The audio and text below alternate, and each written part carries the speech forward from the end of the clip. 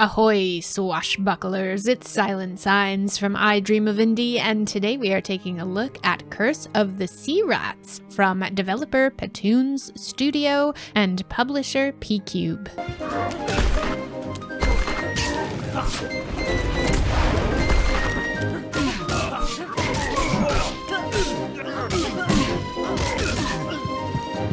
These are my impressions based on about an hour or so of gameplay with the demo, and this title can either be played single player or co-op, so of course, when presented the option, I'll always choose co-op, so you will see 2 players in this video. What is Curse of the Sea Rats, you may be asking? Well, the Steam description lists it as a hand-drawn ratoidvania adventure, but I would like to be so bold as to call it a rodent-like. The game begins with your crew being transformed into rats by a pirate witch. With the crew now motivated by the desire to turn back into their human form, they set off after the witch Flora Byrne, and your adventure begins. From there you can choose from one of 4 playable characters, each with their own strengths and abilities. A few things worth noting about the different characters that you can play as. First of all characters will level up at the same time, so if you are playing as one of the rats, all 3 that you are not currently playing as will still level up at the same speed.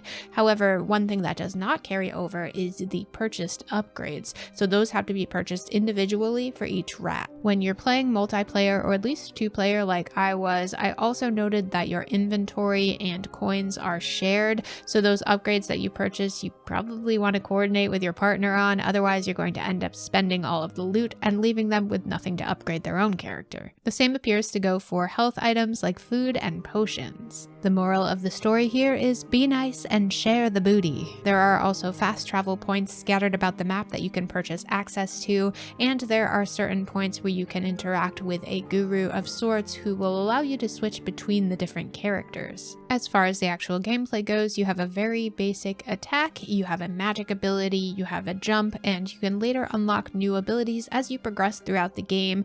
There does appear to be some sort of block, which at this very early stage in the game was kind of useless in my opinion. Not because I didn't want to block, just because it didn't work very well. Since this is a ratoidvania after all, the game is definitely non-linear. There are tons of places for you to explore, different rooms to find, different paths to take, and of course a map for you to fill in. The enemies are definitely challenging at first, though you do gain experience as you go, and you seem to keep that experience even after death. A death will merely send you back to your last checkpoint. You can probably already tell from this video that the graphics on this one are absolutely fantastic. They have this wonderful hand-drawn design. The characters have so much life and color to them. If they made a new Rescue Rangers in this style, I would 100% watch it. And that's kind of what this reminded me of, the heyday of 2D hand-drawn art. The soundtrack and sound design are equally promising so far, with some tracks that sound right at home on a pirate ship. They are some swashbuckling sea chanties of sorts, but perhaps with a little bit more of an air of sophistication. You have some piano, some strings, and it all just comes together really well with the overall presentation of this title. Again, I only spent about an hour with this title so far, but the developers are promising a good 12 plus hours of content, and I could totally see that being realistic, especially with that non-linear level design and tons of exploration to do. So far, what I'm really loving are the overall design and core gameplay choices. It really works well, feels very fluid. It is certainly challenging and not something you're going to breeze right through unless you're an expert, so because of that, I'd love to see the implementation of perhaps some difficulty options, just to make the game accessible to more demographics. Another aspect I wasn't loving quite yet were the shared inventory and loot. It was difficult to keep track of who was using what, and it would be great if you could kind of just split everything that was collected down the middle or give one to each player. Of course, this won't matter so much if you're playing single player, but if you're like me and you like playing with a friend, this would be super helpful. Minor gripes aside, I think they are weaving a brilliant rat tale here so far with Curse of the Sea Rats, and I can't wait to experience some more of it.